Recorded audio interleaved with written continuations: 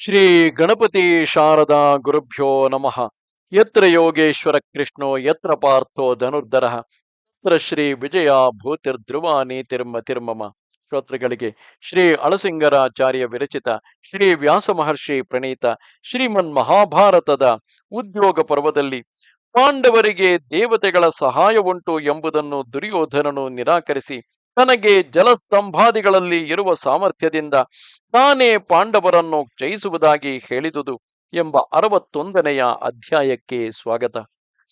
ಓ ಜನಮೇಜಯ ರಾಜ, ಧೃತರಾಷ್ಟ್ರನು ಮಾಡಿದ ಪಾಂಡವರ ಪ್ರಶಂಸೆಯನ್ನು ಕೇಳಿ ದುರ್ಯೋಧನನಿಗೆ ಸಹಿಸಲಾರದ ಆಕ್ರೋಶ ಉಂಟಾಯಿತು.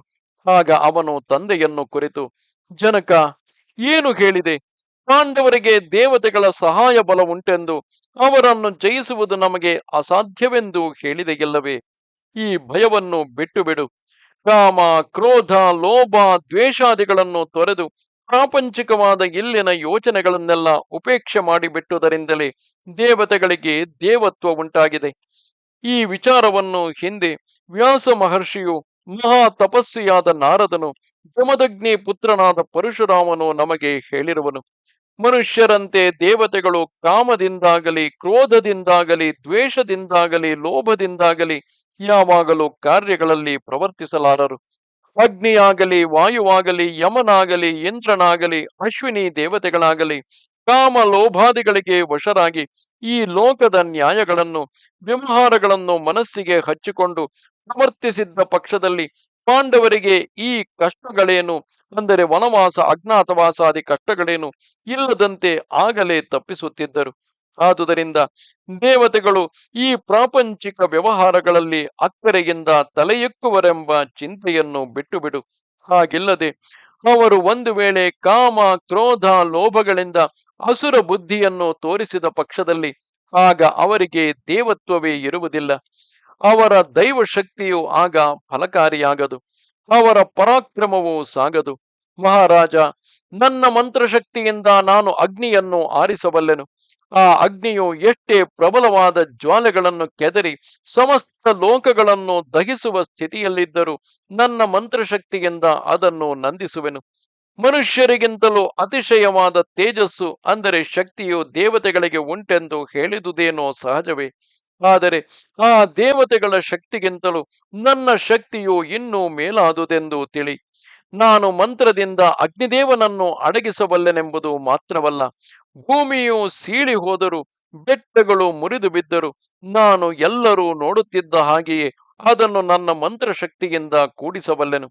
ಚರಾಚರಗಳಿಂದಲೂ ಚೇತನ ಅಚೇತನಗಳಿಂದಲೂ ತುಂಬಿದ ಈ ಪ್ರಪಂಚವನ್ನೆಲ್ಲ ನಾಶಗೊಳಿಸುವುದಕ್ಕಾಗಿ ಮಹಾಧ್ವನಿಯಿಂದ ಬೀಸುವ ಗಾಳಿಯನ್ನಾಗಲಿ, ಶಿಲಾವರ್ಷವನ್ನಾಗಲಿ ನಾನು ತಡೆದು ನಿಲ್ಲಿಸಿ, ಲೋಕವೆಲ್ಲವೂ ನೋಡುತ್ತಿರುವ ಹಾಗೆಯೇ ಸಮಸ್ತ ಭೂತಗಳನ್ನು ನಾನು ಅಪಾಯದಿಂದ ತಪ್ಪಿಸಬಲ್ಲೆನು.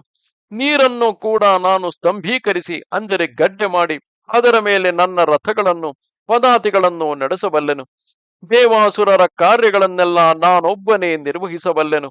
ನಾನು ಯಾವುದಾದರೂ ಒಂದು ಕಾರ್ಯೋದ್ದೇಶದಿಂದ ನನ್ನ ಅಕ್ಷೋಹಿಣಿ ಸೈನ್ಯವನ್ನು ತೆಗೆದುಕೊಂಡು ಯಾವ ಯಾವ ದೇಶಕ್ಕೆ ಹೋಗುವೆನೋ ಅಲ್ಲಲ್ಲಿ ನನಗೆ ನೀರು ಪ್ರವಹಿಸುವಂತೆ ಮಾಡಬಲ್ಲೆನು.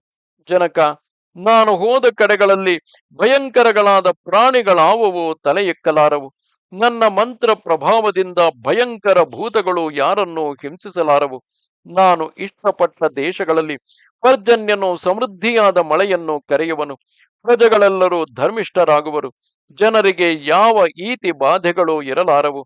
ಅಶ್ವಿನಿ ದೇವತೆಗಳಾಗಲಿ, ಅಗ್ನಿ ವಾಯುಗಳಾಗಲಿ, ದೇವತೆಗಳೊಡಗೂಡಿದ ಇಂದ್ರನಾಗಲಿ, ಕೊನೆಗೆ ಯಮನಾಗಲಿ ನನ್ನ ದ್ವೇಷಕ್ಕೆ ಪಾತ್ರರಾದವರನ್ನು ಕಾಪಾಡಲಾರರು. ನನ್ನ ದ್ವೇಷಿಯಾದ ಪಾಂಡವರನ್ನು ಕಾಪಾಡುವ ಶಕ್ತಿಯು ದೇವತೆಗಳಿಗೆ ಗೆದ್ದಿದ್ದರೆ ಆ ಪಾಂಡವರು ಹಿಂದೆ 13 ವರ್ಷಗಳವರೆಗೆ ಅಷ್ಟು ಕಷ್ಟಗಳನ್ನು ಅನುಭವಿಸುತ್ತಲೇ ಇರಲಿಲ್ಲ. ನನ್ನ ದ್ವೇಷಕ್ಕೆ ಪಾತ್ರರಾದವರನ್ನು ದೇವತೆಗಳಾಗಲಿ, ದೈತ್ಯರಾಗಲಿ, ರಾಕ್ಷಸರಾಗಲಿ, ಗಂಧರ್ವರಾಗಲಿ ಯಾರೂ ರಕ್ಷಿಸಿಕೊಳ್ಳಲಾರರು. ನಾನು ಹೇಳಿದುದು ಸತ್ಯವೆಂದು ತಿಳಿ. ನಾನು ನನ್ನ ಶತ್ರುಗಳಿಗಾಗಲಿ, ಮಿತ್ರರಿಗಾಗಲಿ ಶುಭವನ್ನೋ ಅಶುಭವನ್ನೋ ಮನಸ್ಸಿನಲ್ಲಿ ಯೋಚಿಸಿದರೆ ಅದು ಇದುವರೆಗೆ ಎಂದಿಗೂ ತಪ್ಪಿದುದಿಲ್ಲ. ನಾನು ಮನಸ್ಸಿನಲ್ಲಿ ಸಂಕಲ್ಪಿಸಿದುದು ನಡೆದೇ ತೀರಬೇಕು. ಅದು ಹೀಗೆಯೇ ಆಗಬೇಕೆಂದು ನಾನು ಬಾಯಿಂದ ಆಡಿದರೆ ಅದು ಹಾಗೆಯೇ ನಡೆದೇ ತೀರುವುದು.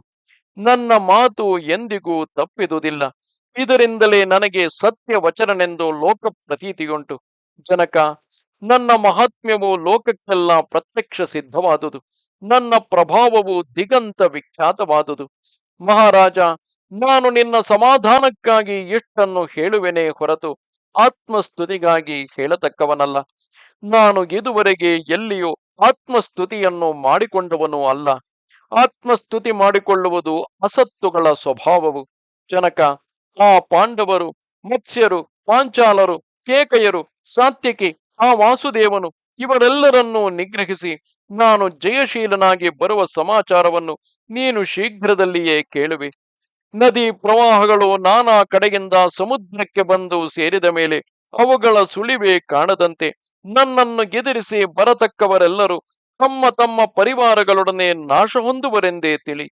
ನಾನು ಅವರೆಲ್ಲರಿಗಿಂತಲೂ ಎಲ್ಲ ವಿಷಯದಲ್ಲಿಯೂ ಮೇಲೆನಿಸಿದವನು. ನನ್ನ ವಿದ್ಯೆ, ನನ್ನ ಬುದ್ಧಿ, ನನ್ನ ತೇಜಸ್ಸು, ನನ್ನ ಸಾಧನೆಗಳು ಇವೆಲ್ಲವೂ ಆ ಪಾಂಡವರಿಗಿಂತಲೂ ಎಷ್ಟೋ ಮೇಲಾದುದು. ಈ ಭೀಷ್ಮನು, ಈ ದ್ರೋಣನು, ಕೃಪನು, ಶಲ್ಯನು, ಶಲನು ಅಸ್ತ್ರ ವಿಷಯಗಳಲ್ಲಿ ಯಾವುದನ್ನು ಬಲ್ಲರೋ ಅವೆಲ್ಲವೂ ನನ್ನೊಬ್ಬನಲ್ಲಿಯೇ ಇರುವವು ಎಂದನು. ಓ ಜನಮೇಜಯ ರಾಜ, ಹೀಗೆ ದುರ್ಯೋಧನನು ತನ್ನ ಪರಾಕ್ರಮವನ್ನು ಹೇಳಿಕೊಳ್ಳುತ್ತಿರಲು ಧೃತರಾಷ್ಟ್ರನು ಅವನ ಮಾತುಗಳಿಗೆ ಬೇಸರಿಸಿ ತಿರುಗಿ ಸಂಜಯನನ್ನು ಕುರಿತು ಅರ್ಜುನನ ಪ್ರಭಾವಗಳನ್ನು, ಕಾರ್ಯಗಳನ್ನು ಕುರಿತು ಪ್ರಶ್ನೆ ಮಾಡತೊಡಗಿದನು. ಇದು 61ನೆಯ ಅಧ್ಯಾಯವು. ನಮಸ್ತೆ ಶಾರದೆ ದೇವಿ, ಕಾಶ್ಮೀರ ಪುರವಾಸಿನಿ, ತ್ವಾಮಹಂ ಪ್ರಾರ್ಥೆಯೇ ನಿತ್ಯಂ, ವಿದ್ಯಾದಾನಂಚ ದೇಹಿಮೆ. ನಮಸ್ಕಾರ.